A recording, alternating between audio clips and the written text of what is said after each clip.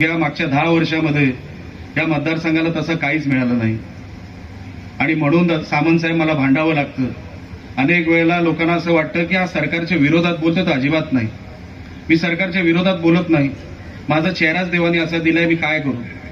माझी अडचण झाली आणि मला सरकारला फक्त सांगायचं असतं की साहेब की बघा, आज माझ्या मतदारसंघावर लक्ष द्या, माझ्या जिल्ह्यावर लक्ष द्या. कारण का 10 वर्षामध्ये मागच्या आम्हाला काय मिळालं नाही, तर आपल्याकडेच मी मागणार. मी दुसरीकडे कुठे मागणार आहे? एक मी माझ्या भावाकडे मागू शकतो, एक माझ्या साहेबांकडे मागू शकतो आणि एक सरकारकडे मागू शकतो. दुसरीकडे तिसरीकडे मी कुठे मागणार आहे? आणि बोलण्याची पद्धतच अशी. आता तर मी काय करू. मी घरात पण बोलताना कधी कधी असं बोलतो. माझी आई कधी कधी विचारते, भूक लागली आहे का?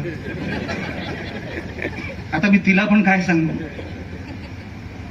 तर अजिबात नाही. मी सभागृहात पण बोलतो, भूक लागलेली नसते, भरलेल्या पोटाने मी भाषण करत असतो.